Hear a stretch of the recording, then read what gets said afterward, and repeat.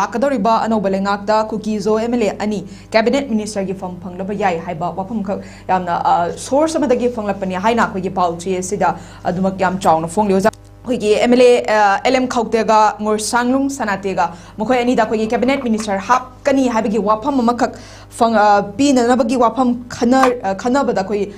khanari ana koi pauchi sida mak thamni oja masita senga lakcharak matamda tongan balenga kama tangani haina leidiba KUKI ZO gi tongan ba furup singa sina hai batare makoi da kogi haiza nonjan bagi wafam makak lakpa muwang makak malak pasina kogi lady ba scenario sida akai ba kayama lakadara natragana makoi gi haiba center gi wafam sida illaga lakadoribra hai center gi maikai gi thamlap cabinet minister ani hapayai hapkani haibagi wa khani haiba wafam lakpa sina di koi mayam da di chamam na ba dumak pokhali kogi haiza nonja bagi mawong rom da lak pai taro za ki bigeng da swam tang kamai ning der za sala sigi zaki hai ba wafam sida asing ba koina principal level da hai si Manipur hai se community kuntra ga mari recognize community kuntra mari hai se is da thadau yauri bani ma yauri bani gangte yauri bani adagi akoi gi ralte yauri te yauri simte yauri bani hai ba community sing se KUKI akoi jau yauri bani ko aduna mijo su yauri akoi recognize da hai ba mayam sing si maroina tribe mapan mu erong bani sina po ura kanda KUKI hai ba posi akoi gi just British na mo hi as a normal place akoi gi political kano moina categorize to bo yana na ba hai na shemba potu de gi lak bani KUKI hai ba si mayam hai nei aduna akoi masi anuwa tamni aduga masi British na makoi administration Anglo Manipur akoi gi Anglo Burmese war gi matung dagi haiba process da akoi red to ba kano sing sigi mafam sing sigi secure oina na ba purak thawini aduga settle to ki ne haibi wafum de loire adu almost 100 years kumba surabani na or 150 years kumba Manipur gi lehau da haibsi la abani na Manipur haiba gi idea of Manipur da haiba thado ralte mar even paiti su koi nauna changakpa mai community sing manungda amani aduga halaki lansi da choba daite lori bisi paiti su amani paiti ni yam sathina so sampur da akoina interview to matam da paiti si yam na choba so sampur gi mafam singchi mai thab da choba daite lobu singi community gi manungda paiti si yam chawna yawi haidana koi community sing na moi testimony da hai mar sing su makoina jibam gi leiba issue sing du da yam kana makoina yaupa natana mar singdi yam kana involvement leite aduna main oina sagi thadau singi maraktuga adu paitega adagi leba mijoga sigi mayam sing sigi maigi potuna maigi haiba akoigi lansida involve tor koni haiba sim leire aduna akoina Manipur si apunba saktam ngakani haiba taragadi akoi Manipur haiba si Manipuri leba community singuna akoina lenga the power sharing hanadi chu tawlai akoi Sankaisi was a chief minister for 13 years. Adigi Alimuddin even every cabinet KUKI singi akoi gi senior leader mayam amakak haiba party gi leader akoi Fujantang Ton Singh kaina laiba akoi si amna maru important oba member mayam ama yauri bani aduna akoi na any masigi laiba separate administrator Manipur kai ba haiba sidi it will not be possible. Possible hai di kai no aga da maitai sing je tumna loi ma hat lage genocide tawge loi ma tak hatoge haina oidri bokti as long as maitai na hingi bokti separate administration na traga Manipur kai bai si yaro mam di kai no aga da Manipur ji maitai sing isu atai community sing isu is a survival ne ba khoi gi di aduga Manipur gi sing yaudana Manipur si sing lai bang ni sing gi lam yaudana tampang na hingba yaro mam di sigi tampak hai si di Manipur da tampaki mafam mapan muk lai ko akoina haiba valley mayam ama akoi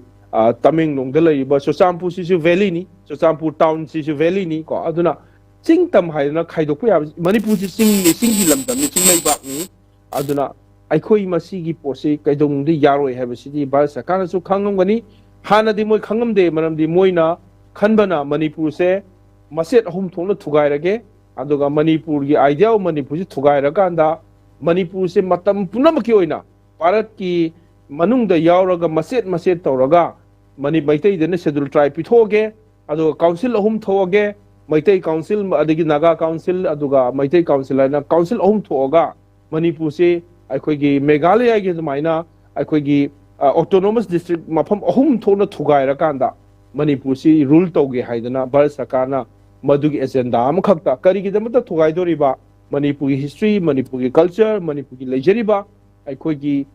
post se makhoi da threat oina uba India gi nationalism da India gi magi history da threat oina uba adana masi lamji thugai gradi Manipur haibase amugan hogotpa ngamdana bagi damakta adugi agenda amada tawba lani haibase akhangai singnasu hai akoina su masi munna thajai madunani Indian army na tubinna chup chapta security force moi masen hanari se asagi adugi agenda du da Manipur se kai graba aduga Manipur se princely state oiramba maning makha tamba independent country moina laiba history da culture da magi as a 5000 years Manipur da polo lingdana Manipur gi sanari singna malem gi sanari singa yengnaba matamda hena Bharat ki mahut silakana Manipur ki player mayama lairibani highest Olympian puthoiba singi manungda Manipur state so amani aduna Manipur ki leiba population sina malem gi miyangba thengnariba mayam singa si yongakanda madugi history se leiba Bharat ki policy maker singda Delhi gi ero singda akoigi moigi security advisor singda threat oina ubanina masigi threat se thugai ke han sam have the Australia na haibam lei Indian political thought is political science ki Delhi University as a pol science ki satra moina lakho matam da ko Indian political thought se koi nai nai the Indian political thought nai na bo dam da Australia is a father of Indian political thought kind so haina basu lei ko al man haiba matam da nangi nation si kanna bagi damakta nang anything to yai aduga nangi leiba nation tu gi nataga nai leibak tu gi mayokta nataga makoibu submit to haiba kangu se ahan ba the population thugayu territory thugayu hai ko mana hai adumaina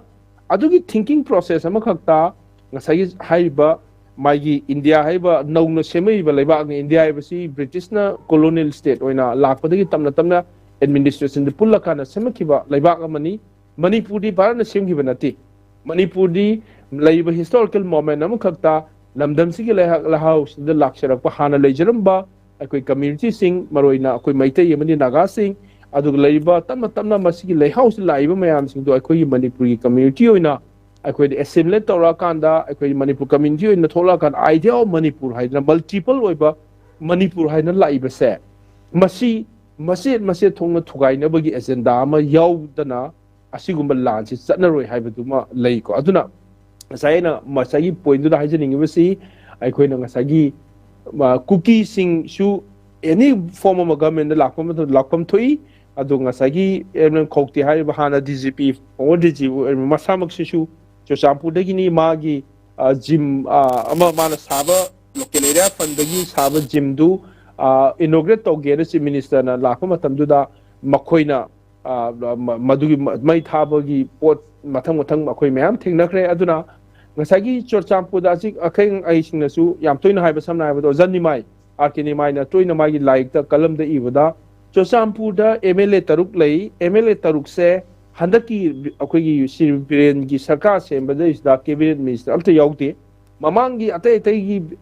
o ibu bigi matamda natra congress ki matamda fujansan tongsina lokiba haijema se paiti ni adumaina chorchampu gi lei MLA taruk sigi MLA ama natraga ani di haiba cabinet the yawe the reason why sena chocha akoi ukhul de gi su yawba maug de gi su yawba chosampu de su yawba imphal de gi su yawba thobal de gi su yawba haidana mai gi leiba district mayam gi representation mayam sing se loina bag yawra kanda saka semakpani na ngasagi power si share tawna bagi pot ma yawi adubu siri biren sing gi matam dadi haiba MLA amta chosampu de yahon da bagi mogi nungai taba pen daba makui representation leitaba adugi yam chawba this akoi gi disappointment amakak leibadugi manifestation du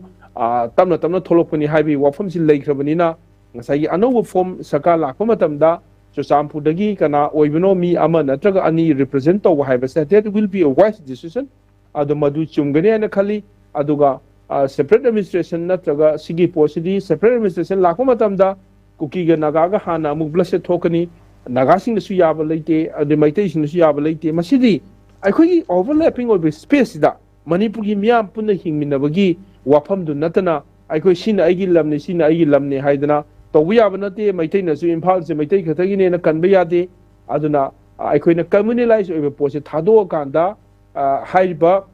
moki MLA ani yahon ni haibado madu yahon bam thoi adubu yaudaba taragasu in case amaromda Manipur haibase magi labor political party amadi representative singna mahusillaga yaubanina anytime the any mafam matakta loimaki constituency homfugi loinbak yaude ya de habilate aduna magi by the by in principle of democracy and representations of the people aduna 30 akoi cross tawraba 31 suraba natraga majority oiraba haiba party duna group tuna makoi da 31 cross tawragadi moi sarkar sembe yai aduna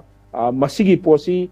community ki mari by stakeholders sing loiba represent tawum thui haibasima thamjage adubu kaigumba akoi gi representation du mai masing suragadi sarkar sema matamda adu ada na haibam thokte aduna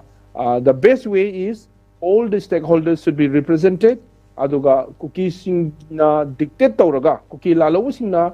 dictate tawraga MLA mayam sing se jing makoi gi nongwei chindon da pharaga wa ngang bai mong da to holibase masichu we strongly condemn it maramdi ngasai MLA sing gi makoi gi will makoi na kai mama haiba matamda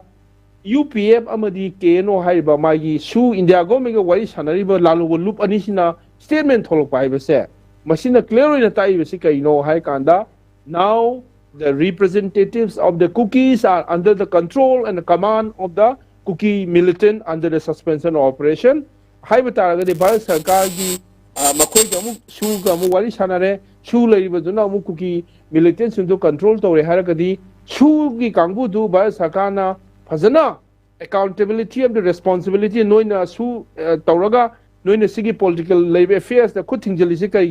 haidana makoi da fazana tawuma tamda adum makoi hangidawni adana masi Bharat Sarkar sanaba lila ngaktani haina mayamna loida launarakani aduga moina KNO amadi UPM na makoina represent tawri tawroina militant mayam gi voice bu sorry MLA gi voice bu kanona militant sing na haibi abrane aduna masi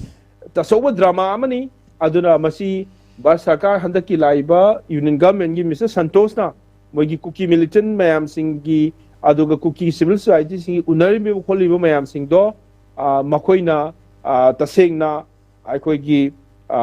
moi su Sarkar yahona nabagi wari sana mo eramba yai ado Manipur si mase tananabagi makoina hana khalamba wakhalon du thadoga Bharat Sarkar na Manipur thugai gena khalamba wakhon du thadok piraga makoi hojik realize tawre makoi hojik gyan di khara tare manamdi makoi na masi hena tawragadi Bharat ki security da Bharat ki kano da achauba Manipur se border state oibadina akoi thingba ngamoi da mong ma khakta Manipur ki miyam sing adu maroi na maitei population 1.5 million people se sab manana akoi mai gi achau na madugi yaning da bai po na lak taragadi Manipur se moina control tawba ngamoi habase moi realize tawpani aji tawbam thui maramdi aikoi gi Manipur gi miyamna 1.5 million people say moina majority na haiba magi half population oiba population se masiga Manipur ga Bharat ka yanagi ba agreement yanaba dinate akoi da hai duni Shillong da akoi gi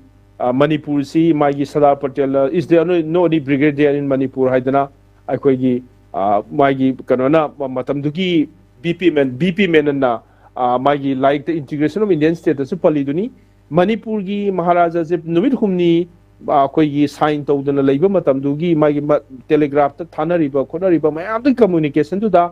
makoi si under house arrest ta Manipur si lokshin gi bani sign tawhun bani haibigi wafam si hajisu kanna debate like ta iduna leiribani aduna madugi potu da haining ibadi Manipur was an international recognized country the Manipur was an independent country adugi matung the democratic settled oibam we the people of Manipur haidra community khudimang na mio yankhai gi humdoina elected government oiraga mi ahum nomination yauraga 1948 election tawdana idea of monarchy dagi akoi practice of monarchy dagi akoi idea of we the people of democracy haidana Bharat Sarkar gi election 1952 da tawdrigi mamang sahi manga gi mamang da Manipur the election tawdana magi constitution semdana akoi gi people hut ki wafal ma laikibal lamdam se Manipur se Bharat da yaugroba matung dagi di Manipur haibase Bharat ki responsibility ni Bharat na mandi right to govern si Manipur Bharat ki khuta leirabani adu Manipur apunba Manipur ngak pa haibase Bharat ki government gives you responsibility amani the moment when the government of India try to compromise from their responsibility to protect Manipur. Maduna Bharat na Manipur na Bharat na Manipur si control to bagi magi relationship to mathanda kaije ki toine. Aduna Manipur ngak pa haibase Bharat ki di yam chawba maru ebe responsibility amani aduga Manipur miyam na Bharat yauri basisu Manipur se mase thugai biyo na yaw ki banate. This is one condition. Tamdugi Congress Party Manipur State Congress Party ki miyoi kharana Bharat ki Nehru da Mahatma Gandhi the letter idana akoi Bharat ki laiba administration ki man de yaw ge haidana lariba mayam sina khali bu se Bharat ki manung de lairagari Manipur se sakhot pa nungaiba aduga aphaba Manipur mu oigani maramdi Vrindavan da maitai singi yamna ilising satpa Vrindavan ki sahi chahum samri gi lainariba mayam madugi cultural relationship aduna urakanda Manipur se Bharat ki manung da lairagadi phagani haibagi wakhalo namakhak to maduda bitre to oigane maramdi Manipur ki miyamna Bharat Manipur kai bede sungai yaroi haibase hajikte Bharat na realize ogani aduna ni ngaktang Manipur attack to matamda akhoi gi ngaktang khangogdana numin marini manga numin ni humni manungda yamlaba naha mayam amna khulai pairaga akhoi Manipur kangani na tholakrise aduna masigi posi moin expect tawrudaba intimidate tawrudaba akhoi sisu akhoi gi Manipur sisu martial race amani akhoi gi lam gidam ta leiba ki namda thawai thaba ki daba jati ni haibasi makhoi na underestimate tawrubadagi thugai na bokhona rubani hajikti makhoi realize tawrupagi podama laibase hena makhoi na madugi introspect tawrakanda Bharat Sarkarna tawgiba aranba asoibasing adu gyan tajarakanda akhoi Manipur se amuhana hanagi punsigi role da akhoi community sing oiba mini India oiba apunba Manipur ma laigadoriba do madu restore tawo honabaduna Bharat kisu interest ni aduga Manipur kisu interest ni aduna makhoi gi representative sing se yahonbada akhoi gi objection leite aduna ni hasi Imphal da thadaugi leader mayam ama Imphal gi mafam khudimangta market ta akhoi Michael na chapa matamda kanana su kaimta haide maramdi maitai sing na kuki sing da makhoi da tawgiba violence adudi ngasagi maitai sing da tawriba attack mafam da coordinated tawriba attack adudagi Manipur gi dignity respect aduga akhoi gi leijariba lost community win leiramba adunati akhoi gi ahinba jati mani haiduna amadugi potugi respond tawrkani haina lawrakanda azik Manipur haibase apunba Manipur gi potu lakadoribani na akhoi community khudimang na yawba laingak amo ibam thoi haina ai masi wapul thamjani